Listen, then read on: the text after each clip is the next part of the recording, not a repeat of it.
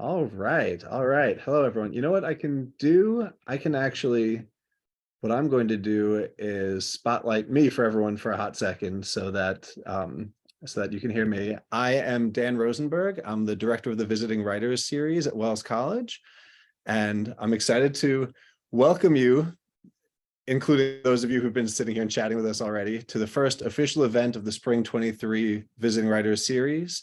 I want to start, though we're not gathered in person, I wanted to start by acknowledging that Wells College is located on the traditional land of the Cayuga Nation, which is a member of the Haudenosaunee Confederacy. This event is co-sponsored not just with the Visiting Writers series, but with the Sustainability Speakers series and the Sustainability Program. And it's supported by, among other places, the National Fenestration Rating Council and the New York State Council for the Arts. And so we're very grateful to everyone who has contributed to make events like tonight's possible. And tonight we actually have two wonderful events for you with Aya de Leon. The first is this masterclass, which Aya has entitled Rumors of the Apocalypse, Optimism and Climate Justice Propaganda. And then at 7 o'clock tonight is Aya's talk, Climate Justice, Multiracial Movement Building for the Win. And when I was describing Aya's work to my students, hold on, I'm going to admit people who are waiting. There we are. When I was describing Aya's work to my students, I found myself insisting, even before we had nailed down the particular subject matter for this masterclass, that part of what makes her exciting is that she has a positive, a sort of empowered message on a subject that many of us approach with a sense of dread and despair. The way many of us are introduced to the very notion of eco-justice is through the lens of victimization, right? Thinking about how the communities that are most severely impacted by, say, climate change tend to be the marginalized communities, poorer communities, communities of color. And eco-justice, we learn, is a set of concerns about the victims of a certain type of capitalist logic. But what I found really invigorating about Aya's approach to this very serious issue is that she seems to come at it from a position of empowerment, of sort of faith in the ability of everyone, including, and maybe in particular, those who have been traditionally marginalized, to take active and positive steps to address the climate crisis and the issues of eco-justice. So this evening's masterclass focuses in particular on the role of hope and persuasion against the propaganda around climate disaster. And I'm very much looking forward to it. Aya de Leon teaches creative writing at UC Berkeley, where she also directs the Poetry for the People program. She's the acquiring editor for Fighting Chance Books, which will publish novels by adults, for adults by writers of all genders that tell stories of people taking collective action in the here and now to solve the climate crisis.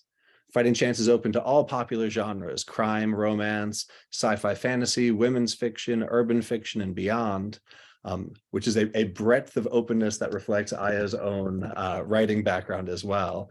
She's published award-winning climate fiction, the Justice Hustlers series of feminist heist novels, young adult and middle grade books, as well as shorter works that have appeared in Harper's Bazaar, Ebony, Guernica, Bitch Magazine, Vice, The Root, Plowshares. And just this past spring, she organized an online conference entitled Black Literature versus the Climate Emergency.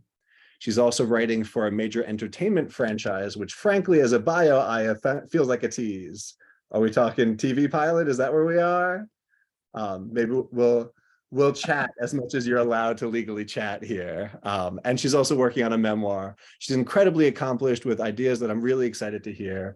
So Aya, please unmute yourself and welcome again, Aya de Leon.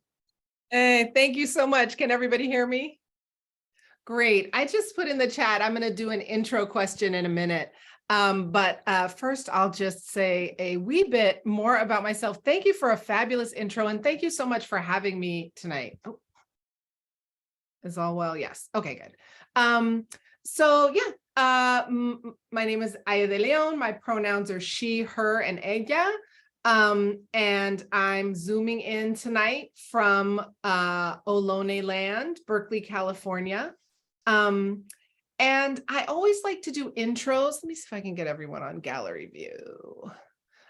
So I can see everyone. I can see a few of you. Oh, yes, gallery view, beautiful. And so I just want to figure out who's in the room. I'll just say a little bit more about myself and what I write. I love writing. I've written a number of novels. I also write essays. Up until Elon Musk bought it, I liked to tweet. And now I refuse to give Elon Musk any content. So I write things in my text and I text it to myself and I take a screenshot of it and I post it on Instagram. I write a lot of to-do lists. I write lots of letters to people in my life about, like, you know, trying to communicate deeply felt things.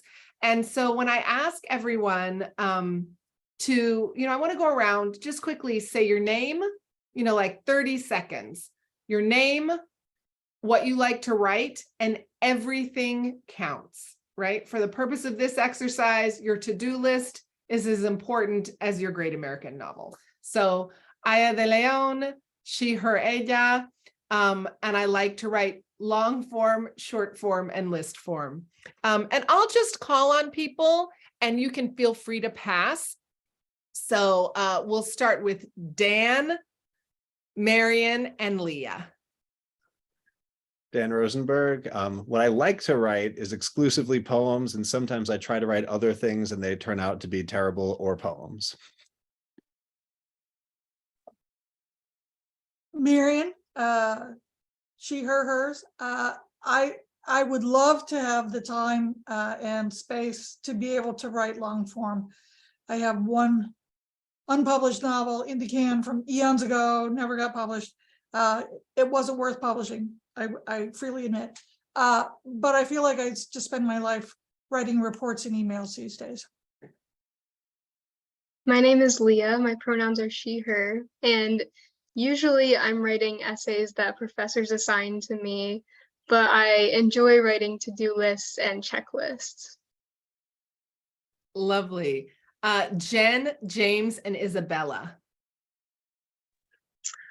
Hi, I just wanted to mention real quick that I got to see you through the Speak Out performance on the same topic tonight, so I'm very excited for the reboot.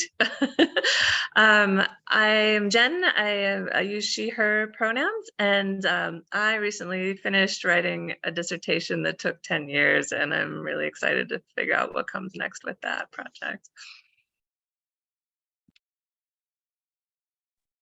Hi, I'm James. My pronouns are he, him. I actually also, I saw you on a panel discussion at AWP in Minneapolis with Carrie Luna and a few other writers, which was amazing. But I mainly write fiction.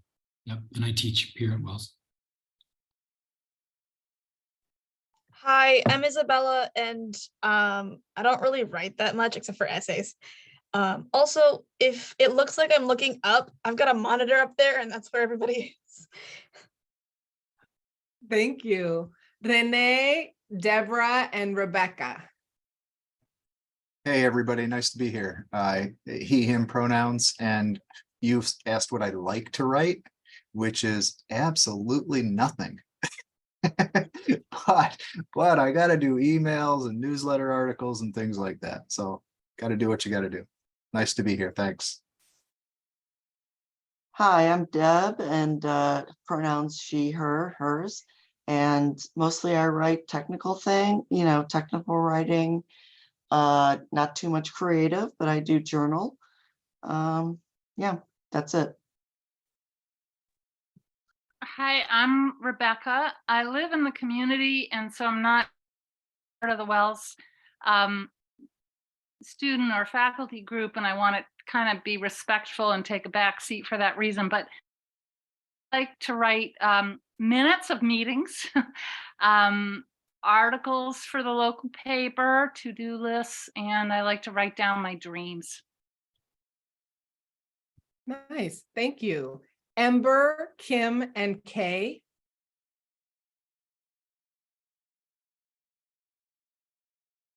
Oh, Ember, you're muted. Sorry about that. I am Ember. I like writing poetry, fiction, academic essays, and about things that are metaphors for other things.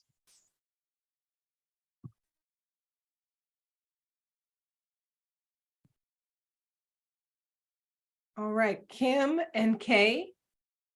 Um,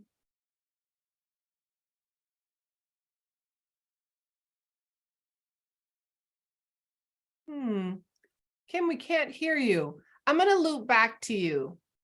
Kay? Oh, wait, there's Kim. Wait, no, there's Kay. Yes, go Kay. Hi, I'm Kay. I use she, they, he pronouns. I guess I only write like college papers and stuff. I took a creative writing class last semester and it was really interesting and it turned me on to writing a little bit. Nice, thank you. Kim.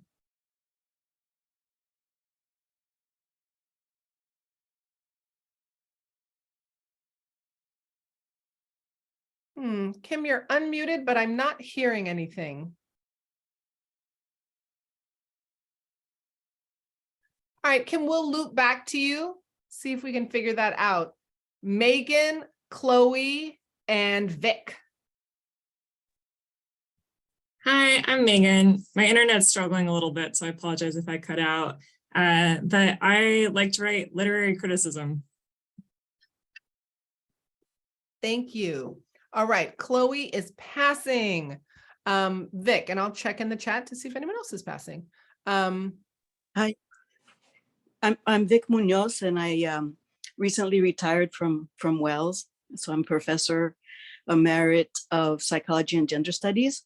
And mostly the writing I do now is about how long it takes microgreens to mature, so I can plant things to bring them to the farmer's market. So I do a lot of writing that has to do with planting and harvesting.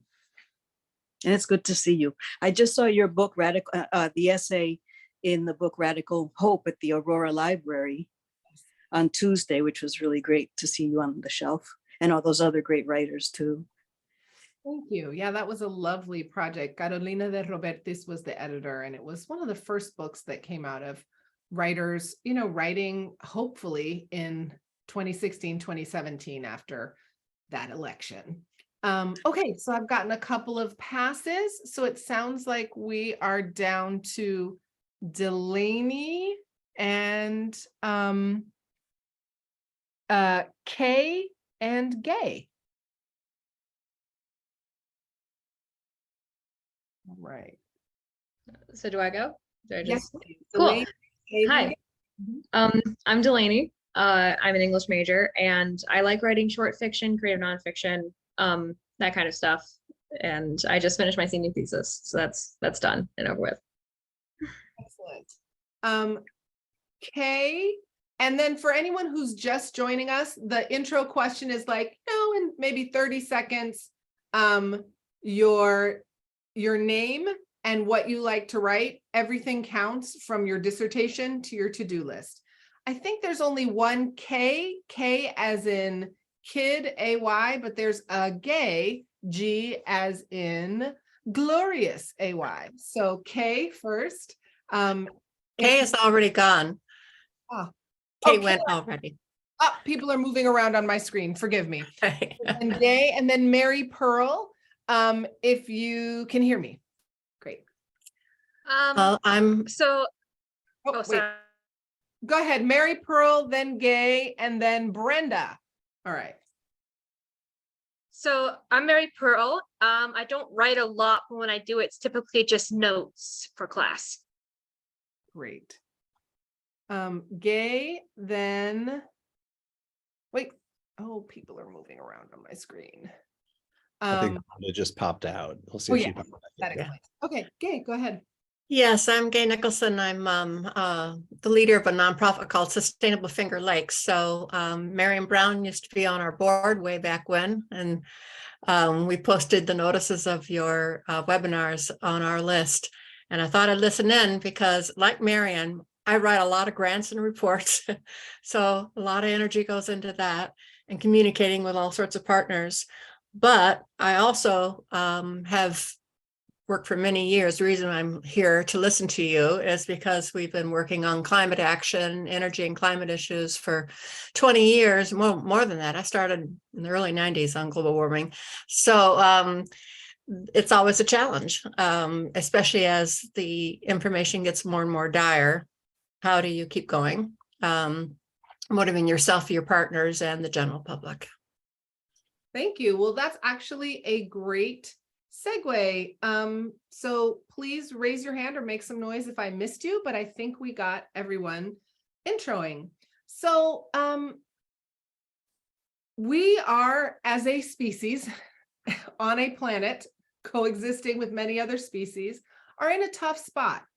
You know, and I think at this point, most people have the basic information, which is that through burning fossil fuels, we have damaged or changed our climate. And our continued burning of fossil fuels is bringing our planet close to various tipping points, which could cause levels of damage that might make the earth uninhabitable for human beings. And that is a huge, potentially tragic, but also scientifically complex reality that people are having a hard time kind of grasping, coming to grips with, and coming up with a rational, shall I say, self-preserving response to. This being, I believe, of course, because capitalism, you know, from the Industrial Revolution and even before, is very caught up in extraction.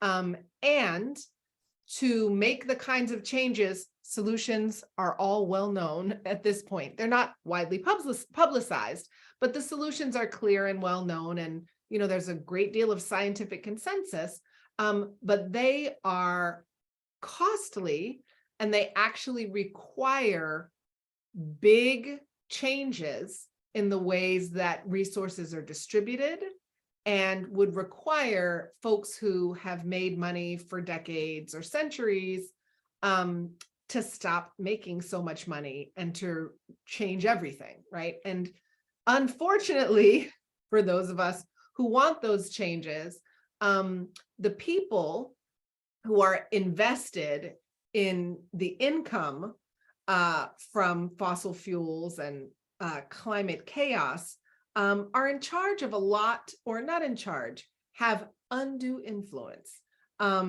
with a lot of the political decision making. And so this is where we are. And I think that that's a really good place to segue into my talk, which is about climate justice propaganda. Because where we are as a species is that our system that is supposed to create checks and balances on these kinds of problems, whereby the people can vote or speak or be represented in terms of our interests, that has been breaking down because of the undue influence of fossil fuels and fossil fuel corporations and fossil fuel profiteers in the political landscape and the political structure, particularly of the Western countries like the US and parts of Europe that are actually responsible for the climate crisis and are the countries that profit from it. And so this is where this rumor has been going around, right? There's this rumor going around that all hope is lost. And it is a rumor. There's actually a scientific consensus that we could save our planet. And really, the planet's going to be okay. It's us. We're the ones in jeopardy. We could continue to make the planet habitable, but it is in the interest, we'll call it the short-term financial interest, of certain corporations and certain stakeholders to have people continue to believe that we've already lost. Because if we believe that we've already lost, there's no fight to be had. it's really just a question of how can we make ourselves as comfortable as possible as we slide into apocalypse. But the truth is that it's actually still optional and it's scientifically possible. And so then the question becomes, if our political structure has not allowed our representatives to be elected who are actually going to serve the interests of the people, then it's time for us to develop a mass movement that puts pressure on these various Western leaders to do what needs to be done for the people. And that fight is very much alive. I'm not a State of the Union person, so it'll take me like a good couple of weeks to sort of digest all that's been said and understand what it means in the context of this or that. So there may, be recent new developments that I'm not current with, and folks can feel free in the Q&A to chime in there if that makes sense. But the fight is still very much alive. And so last year, I decided that I wanted to take on a title. And I dubbed myself Minister of Climate Justice Fiction Propaganda. And I did so because, I'm part of a community of activists that was really pushing us, like, what is your 5-year plan? If scientists are giving us 5 years to make changes, what is your 5-year plan? And so I was thinking about really what contribution was I in a position to make? And as somebody who's written a lot of climate justice fiction, I realized that's my wheelhouse, right? I want to write stories about the here and now where people take action and we win. And that was really important to me to do, because part of what's happened is what people call climate fiction is usually kind of dystopian stories that take place in the future after we've lost, right? And I appreciate Octavia Butler, who really in many ways began this wave of climate fiction in 1993 with Parable of the Sower. I appreciate all of my colleagues in the sci-fi fantasy writing community who have been holding it down, like climate, have been writing these cautionary tales for 30 years now. And it's time for us to get some additional stories. And I'm really obsessed with stories about how we win, because as a writer, and particularly as a fiction writer, I want to create and put into the popular imagination these stories of winning, right? Because that's the propaganda. For me, the propaganda is we can still win, and if we fight, we can win. And I'll be talking about this a little bit more later. Is that history has shown us that anytime 3.5% of the population gets involved in a nonviolent movement for social change, they win. Now, I can't say they win in a short in this short of a time frame every time, but there's some, I think in addition to the rumor that we've already lost, there's a rumor that somehow we need 98.9% of the population to agree with us and be completely on board to win, right? And that's also not true. So I think it's really important. I'm optimistic, kind of, cheery that way, but it's not just optimism that actually history has shown us that it's possible. The scientists are telling us that it's possible. And the reality is that it is in the self-interest of literally every human being to make these changes. And those aren't my favorite odds, but those are the odds we have. And I think that it is possible. So one of the questions that I have for us as writers, and it can be grant writers, it can be to-do list writers, it can also be fiction or nonfiction writers, really is about what is it that what perspective is your work propaganda for? And to really take a minute to think about what is it that your work is representing. You know, and I'll say for the grant writers, you have to be very, very optimistic as a grant writer, because you're, you know, constantly talking about something that you want to happen. You want to envision it, and you want to get people on board. That's definitely propaganda. But I think, you know, one of the quotes that I shared in my description of this talk was this quote by Rebecca Solnit, and I'm paraphrasing. And she said, you know, despair is a black leather jacket that looks good on everyone, you know, and there's something so cool and detached about just like, it's all, you know, all is lost. You know, that there's that cool detachment. And she said, I believe hope is like a frilly pink dress. You know, you feel a little embarrassed or awkward or ridiculous being out there being hopeful, but really hope is one of the strongest weapons that we have in this fight against this propaganda that all is lost. So what I want to ask us to do next, let me do a little time check. Perfect. Let's just do like a 5-minute free write. What is your writing, whatever it is, what is it propaganda for? What is the perspective that you are pushing in your work?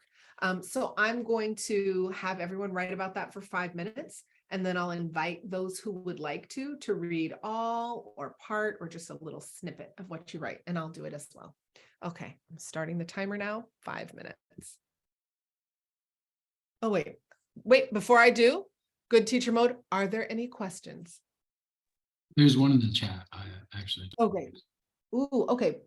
Propaganda as a neutral term, not meaning distorted information in service of only one outcome. Oh, that's a great question. So for me, propaganda it's really about being transparent and explicit about my agenda. I believe that all literature is propaganda for something, you know, but some, like the news, will sort of offer itself up as objective, right? And yet we know that everything has a perspective. Every person has a perspective and a set of lived experiences. So there's a way that I'm sort of taking back the idea of propaganda from a certain kind of negative, manipulative connotation to just being intentional, that I have an agenda. My agenda is for people to get involved in the climate movement, in the climate justice movement, so that we can save our species, you know, and I'm going to be open and explicit about that. And the work that I create, whether it's fiction or nonfiction, is, and the publishing work that I'm doing is really in service of that propaganda agenda to spread the message that we can still win, and that when we fight, we win. So I hope that answers your question. Okay, 5 minutes.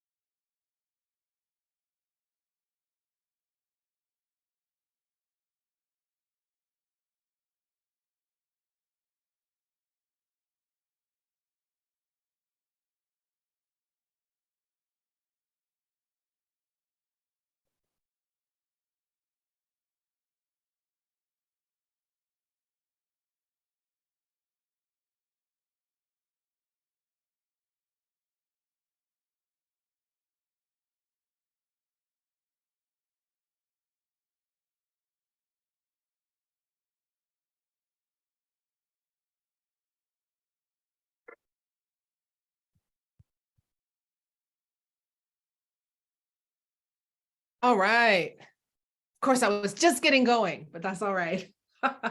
So as I always tell my students, if you were on to something, make yourself a quick little note. So I always think, oh, I'll remember, and then I forget. So feel free to make yourself a note. And who would like to share a little something of what they wrote? Feel free to wave your hand or raise your hand.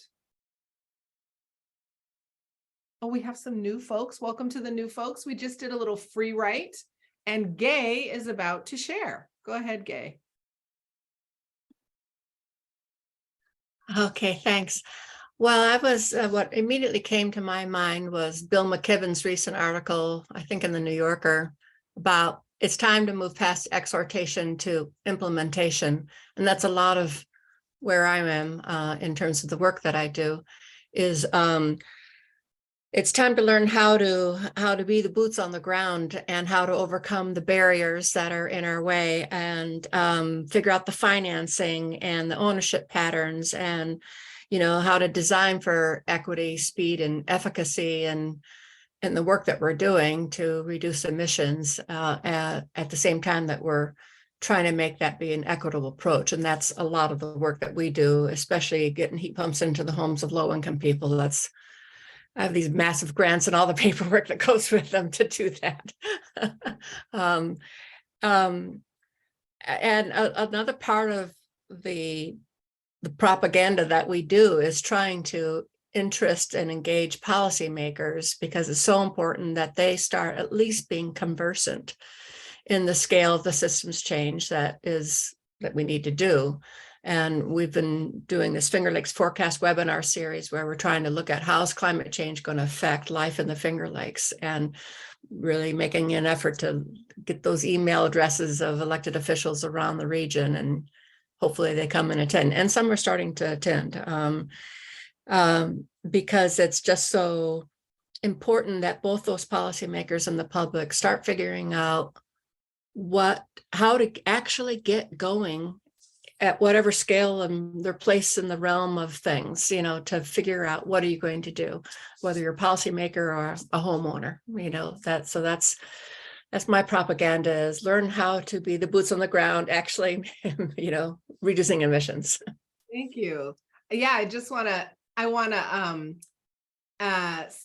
to signal boost boots on the ground, and what are we going to do, and scale. All right, Vic. Thank you. When I think about, well, I put it under propaganda, but it of course, I think about it more as education, but what do they have in common? Maybe.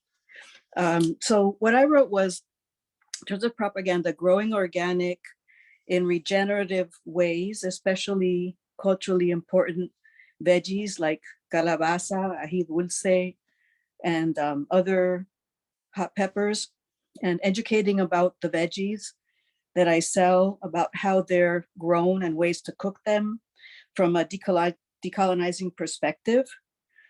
And my favorite academic piece that was published in the Transgender Studies Quarterly is called Tatume, which is about a squash that really defies the categories of winter squash and summer squash. It's also known as calabacita.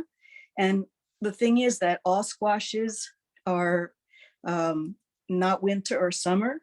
They are continuously growing plant. It's just that in the north, there's frost and then they die back.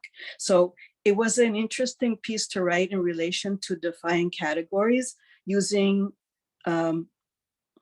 a very important cultural plant, which is calabaza.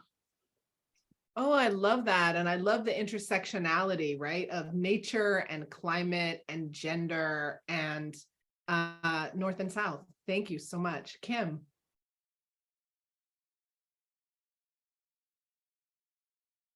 Oh, Kim, can you hear us? I see your hand up. Go right ahead, but we can't hear you if you're talking.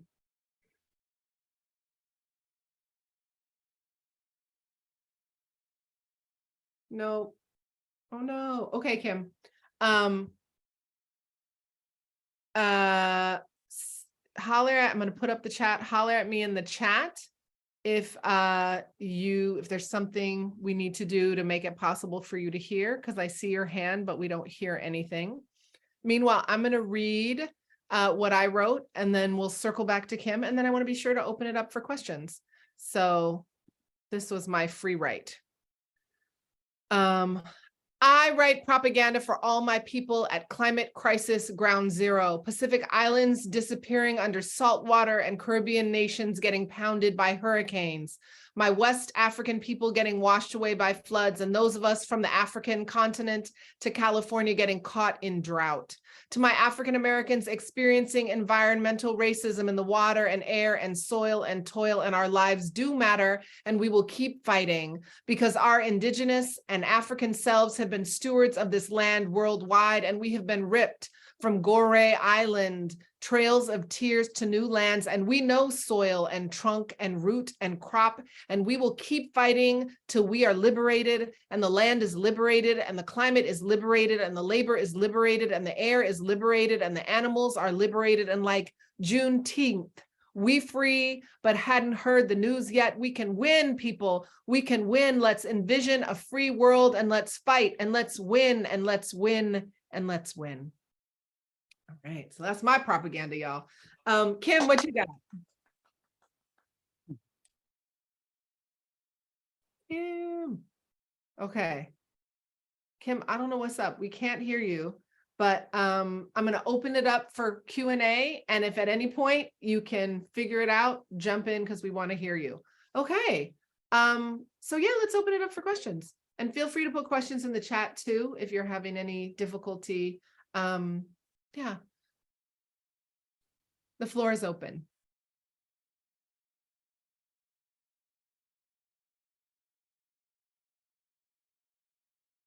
So I wrote something about your point that that there are vested interests in keeping us from feeling hopeful. I really wanted to try to mine that a little bit, and I tried to write positively, but it ended up negative. So then I reoriented myself again. And what I ended up on was the idea that I know I've been manipulated to use too much plastic. I know that I'm complicit in use of fossil fuels because I'm not offered enough choices. And when I'm offered choices, I make them, but there aren't enough of them. And I know that I've been manipulated into a consumerist lifestyle that I fight against all the time. And so my challenge to myself was, can I use that same awareness of manipulation to make myself more positive and hopeful, knowing that the despair is also like the plastic and the fossil fuels and the consumerism, something that's being sold to me. I love that. Thank you. And I'm remembering Naomi Klein, whose book On Fire, one of the things when she was going around touring and talking about that, she was saying how one of the setups, and I think one of the ways that we get distracted in our movement has to do with, in capitalism, when there's a problem like the climate crisis, we're trained to think of ourselves first as consumers, right? And so the first solution that we're offered is like, what are you consuming? Consume this, consume that, stop consuming those things, consume differently, right? And so you have people screaming at other people that they should be vegan and that they're, if you're not a vegan, you're the reason, and certainly there are lots of consumer choices that are part of the problem, right? But we're going to go back to that word scale, right? At scale, it's not about whether or not I eat a burger today. It's about what are the national and international policies around fossil fuel usage, and how is the political economy of the entire world set up to support the climate crisis? How do our financial institutions profit from climate chaos, et cetera, et cetera. So yeah, it's so important. to think about ourselves as consumers. And like you said, it's not about the choices that you make, it's about the choices that you're offered, right? And then having to try and do the best you can with those when the entire system is set up for profit, not sustainability or human well-being. Yeah. All right. Any other questions? People have questions for me. I can certainly say a little bit more about my new publishing project as part of my increased propaganda. Yeah. Renee looks like he has a hand. Oh, great. Wait, what's happening? Where's the hand? I did, and then I lowered it. Yeah. So first, I can't wait to listen back to the recording, because the way in the first part of your talk here, the way you presented the manipulation of corporation greed to influence what we consider doing, and I think that's what Rebecca was getting at too, that we're not at fault. You know, we're really not at fault, except that we need to now step up, and I do see the need for hey Kim, we gotcha. Perfect. Go for it. You were waiting too long. Okay, no, I'm Kim. I write poetry mostly, so that is what I wrote. And I know this is about climate justice, but my poem sort of veered away a little bit, especially when you started talking about propaganda. I just thought about the fact that it's Black History Month, and that while we're trying to get environmental justice, there's also no justice. There's still injustice in the world and in the United States. So my poem goes a little bit, I'll read a little bit of it. It's roses are red, so's the blood in my veins. White daisies crown my head. For now I am dead. Violets are blue. How quick we forget, so are the bruises too. My sickness, one you think you can argue through. Roses are red, while violets are blue. Like those flowers, why aren't we equal too? Thank you. You know, I really appreciate that. And I think, you know, one of the most compelling quotes for me about thinking intersectionally about climate justice came from the Movement for Black Lives. And their quote is, "Climate justice is racial justice."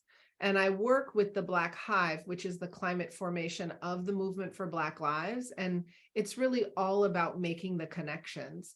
And I don't know if, although I'm not completely up on what happened with the State of the Union, I am aware of police killing in the Atlanta area around Cop City. So there's this forest that's being threatened to be paved over to become a police kind of paramilitary training area. And there were a bunch of environmental activists fighting to save the forest. And one of them, an Afro-Latinx activist named Tortuguita, was killed.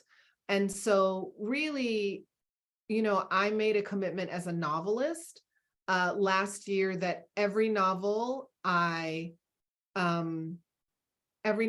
published, no matter what it was about, somewhere in there would be defund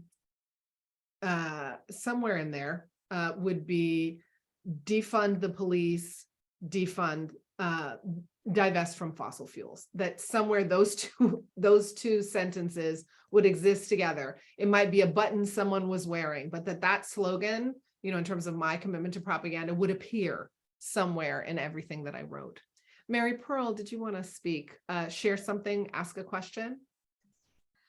Yeah, so I wanted to talk about like a bit of what I wrote for the prompt. So like I said before, I'm not really a writer. I don't really write stories or write things like that.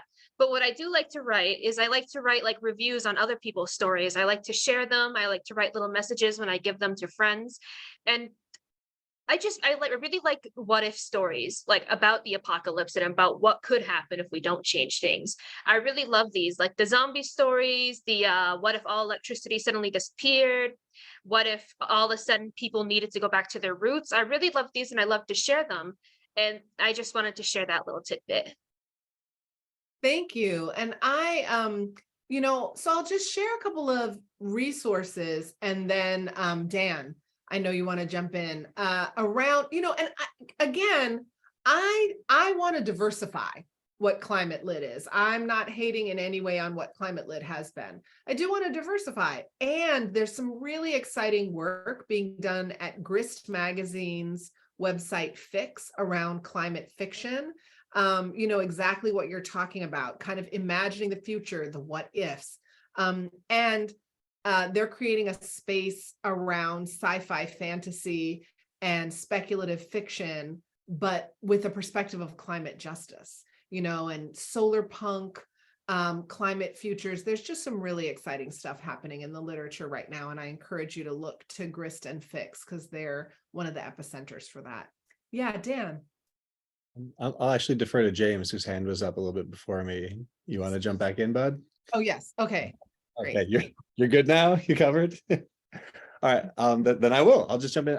I was really struck. I really am thinking about your take on propaganda, and particularly like a thing you mentioned at the beginning of the talk about how the goal of locating some of this rethinking in things like novels has to do with just getting these positions into a sort of collective imagination. And I was wondering if you could speak a little bit more about the relationship between fiction and these very tangible, like pragmatic goals. Yeah, so the first thing that I'll say is, as a writer, I came of age around the time that Toni Morrison was winning the Nobel and the Pulitzer, right? And that was sort of unprecedented for a Black woman to do that. And she is a literary writer, she's passed, was a literary writer and just kind of a total genius with a wild literary brain, creating these books that were just unprecedented. And I felt like that was #goals. Now you had to be, if you were a young Black woman writer, the bar was high and you now had to be a total literary genius, and that was never my voice, right? I have this really simultaneously like super intense political analysis and like genre, popular fiction, trashy beach read, that was me, right? And for a while I was trying to pretend to be something I wasn't. And then ultimately I decided like, I'm just going to go for it. Like I'm going to write these super intense political books and they're going to be sexy thrillers that are romances with happily ever after endings. Like who does that? Well, I decided I wanted to do that. And part of why I did was because that's where the masses of people are. These brilliant literary books come out and they are amazing, and the couple times a year where I have the mental space to actually take something like that in, I'm just like, this is amazing. And the rest of the time I'm reading page turners because I'm a stressed out working mom and I don't have the bandwidth to wrap my mind around Toni Morrison 365 days a year. I just don't. And so I decided to be that writer. And so that's part of propaganda is it's a really sort of a working class proposition, that like, I don't want to reach the readers who are reading the heavy, like nonfiction political commentary about the climate crisis. I want to reach the readers who want to read something sexy or fast-paced, and that the political content is more the scenery going by, and then it's going in a different way. It's being absorbed in a different way. And really, like I'm also writing for those other stressed out working moms, who are going to read a sexy thriller long before they're going to read, kind of like a book of essays around climate or a scientific book about climate. you know, and I'm going to get a little science in there and a little, and some strong political messages. And so that, you know, that's the other thing that I'm doing with this imprint. So I'm founding a publishing imprint, and we hope to debut this year, Fighting Chance Books. And it's really just that whole idea of like, if we fight, we win. And if we can build this movement, we have a fighting chance. And it's interesting because people want to pitch me their, people want to pitch me their dystopian stories. And I'm like, nope, sorry. Or they're just in the future stories. I'm like, nope, sorry. Like, it has to be contemporary, realistic. We can't have superpowers because we can't actually use superpowers to solve the climate crisis because we don't have them. And if I had them, I would use them to do it, but we don't have that. It really needs to be a story about what we have now. And, you know, I find myself often writing about celebrities, and I think that's interesting. Sort of celebrities are people who have a lot of power, but really I'm trying to get stories about people coming together to build collective power and using that collective power to make change, you know, and here's the thing, I don't know that we're going to win, y'all. Like, you know, it's looking rough. And I believe in writing, I believe in stories, and I believe that the ways that we can see new things that we haven't been able to see before is being able to imagine them and telling the story. And I, you know, in this moment, in this historical moment where it is possible, where it is still possible, right, to save our species, I feel good about a decision to focus on envisioning winning. I believe that that's a worthwhile thing to do with my time. Now I want to look at the chat. Yes, the commonplace literature. Yes. Let's come to the. Okay, great. Yes. So we have checked the chat for information on getting access to the recording. And so, yeah, for me, you know, I have a new book. It's so interesting. I just got a bad review. I got a bad review of a new book that I have that came out. It's called That Dangerous Energy. And it was so interesting because the thing that the guy didn't like, it was a small local paper, but he was like, you know, this is unrealistic, right? You know, because what happens in the book is I pushed my ending further so that we got a little further in solving the climate crisis. And it's so interesting that this reviewer is like, that's not how corporations work. This is unrealistic. Yeah, but our whole point here is we want to envision people putting pressure on corporations to do something different, right? So it's interesting. And that really is that frilly pink dress. You know, it was like, I dared to write a book that was hopeful, right? Where people fought and won, and it was like, that couldn't happen. And that's exactly what we're up against. But that's okay, because I'm going to keep writing books where we win, you know. And the book that I'm working on for this year is called The Last Concert on Earth. And it's at the intersection of climate justice and reproductive justice. And it's this singer-songwriter who's like, she's, you know, blowing up and becoming a star. She gets you know, she has an unplanned pregnancy. She has to deal with that. But it's also called The Last Concert on Earth because it's a story where we actually get to a just transition. And literally, this is going to be the last like nighttime concert, sucking up all the energy, you know, to have lights and sound at night when the solar isn't working, because, you know, in the new world, that's needed for the hospitals, right? We can't just be running we can't be running the generator to make noise at night. So either you got to run that on solar during the day, or, you know, you can like be sitting around the fire, strumming a guitar, like with a small group of people, right? So this is the last concert. So, you know, for me, it's about, and for me, even as a climate activist, to be able to visualize more, like it's easy to visualize, like she's so close to the president, can she influence him, right? But how do we, instead of like the one person who is like upper class or already has power or is super poised to make a difference, how do we tell the story of the, you know, one person who's like a regular person who doesn't have that, but is able to bring people together or is part of a group of people who come together to exercise collective power? It's got to be, you know, the win that we envision is got to be something that we can count on. And what we've been able to count on is that when the people organize and come together and fight in unity and unison, that's when we win. That's fantastic.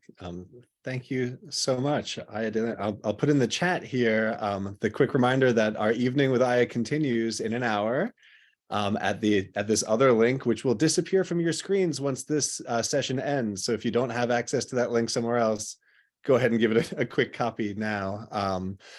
I'm just going to jump in quickly to say thank you all for coming and participating and being what we know and expect and hope these events will always be, which is like a place where we can all gather and share our ideas and just be the interesting, wonderful people that you all are. So I'll invite you all to unmute here at the end, just so we can say thank you to Aya collectively, and then hopefully we'll just join each other again on screens like this in that other link in an hour. All right, could we go ahead and unmute and say thank you, Aya? Thank you. Thank you. Very inspiring. Really good to hear everyone's voices and work and to hear what you're all writing. This is Thanks. great. See you in an hour. See you soon. Bye. Thank you all. All right.